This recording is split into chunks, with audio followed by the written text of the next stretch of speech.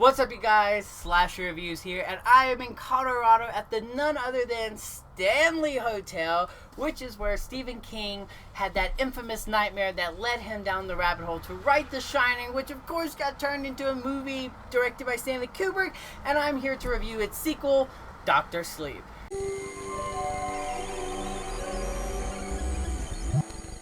In Dr. Sleep, we follow a much older Danny Torrance. He uses alcohol as a way to suppress the horror and trauma that he experienced as a kid at the Overlook Hotel.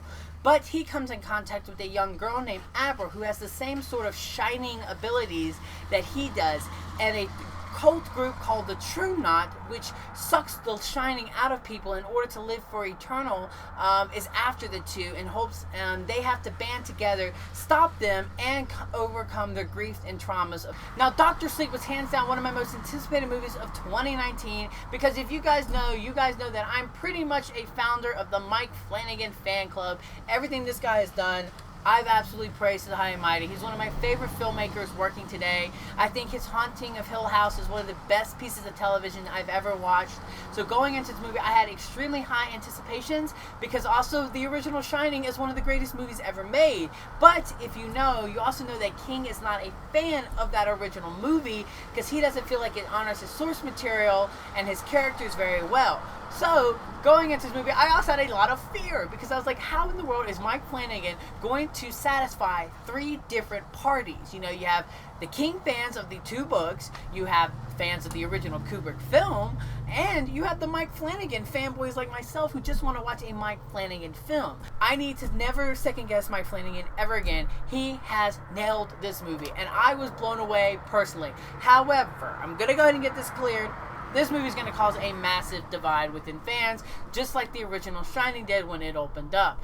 This is not Shining 2 in a lot of ways. This is definitely Dr. Sleep. And personally, I love that. At the end of the day, I think Mike Flanagan made a Mike Flanagan film based off the Stephen King novel. Now, there are definitely a lot of nods to the original Kubrick film, but I don't feel like those nods hinder the film and get too nostalgic, in my opinion. I think nostalgia is actually good for a movie, just like I think jump scares are good for a movie. They just need to be done with class, and in my opinion, Dr. Sleep does that. But not everyone will feel the way I feel about it. Personally, there's so much to talk about in this movie, so this might get long-winded, it might get all over the place, but we're gonna dive in, spoiler-free. First of all, the characters. I love Ewan McGregor as Danny Torrance. He's a flawed character, but he's not a bad guy. He's just been through a lot. And his struggle with alcoholism is a real thing. And I like how they humanized him with that. And I thought he did an incredible job. He was extremely likable. And his horror and trauma that he experiences is real. I thought the young girl who played Abra knocks it out of the park. She needs to be in everything. She's super likable. Such a great performance from such a child actor. However, in my humble opinion, it is the absolutely gorgeous Rebecca Ferguson who steals the movie as Rose the Hat. In my opinion, and I'm praying that this happens, she deserves to be a new horror icon. Join the Hall of Fame.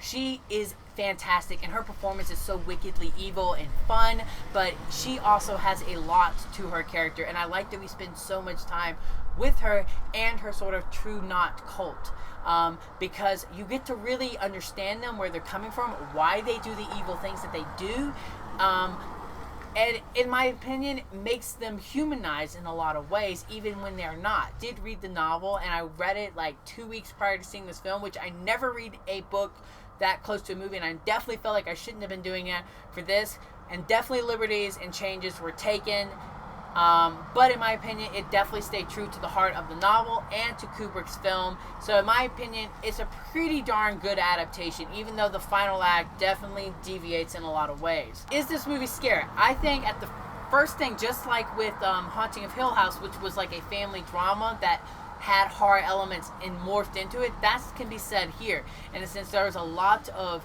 character stuff, but at the end of the day, it's a supernatural fantasy adventure that has a lot of horror elements and morphed into the story. And yes, it's scary at times. There's a sequence about midway into this film that had me completely on the edge of my seat. It was shocking, it was terrifying, and the child actor does a fantastic job in that scene. Now, I do think some people will be annoyed aesthetically with this film because the cinematography is not like Kubrick in the sense that visually it is a Mike Flanagan film. And personally, I love that. I like the way Mike Flanagan shoots his movies. That greenness does not bother me, but it will bother some. Now, the original Shining's so great, but not only because of the performances and the visuals, but because it's such a claustrophobic film. This is not that. The world is wide open, and at times we're above and beyond the world.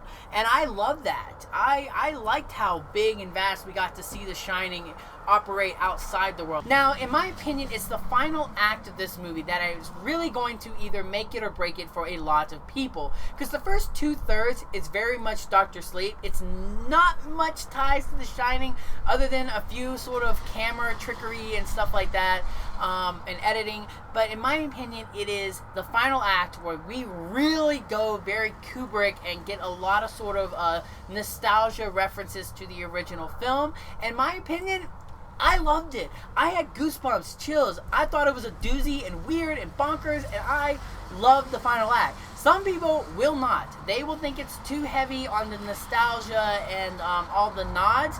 But in my opinion, I don't mind that. And in my opinion, I love the final act of this film, and I can't wait to see it again because the final act is so crazy and wild and entertaining. Overall, Dr. Sleep really impressed this fan. It's going to divide audiences, but in my opinion, proves that Mike Flanagan is a force to be reckoned with in the horror genre and deserves to be a household name. It treats its characters with class, it's directed very well, the performances are all fantastic, there's some really fantastic scares, and the final act, while it will divide some members, satisfied this fan.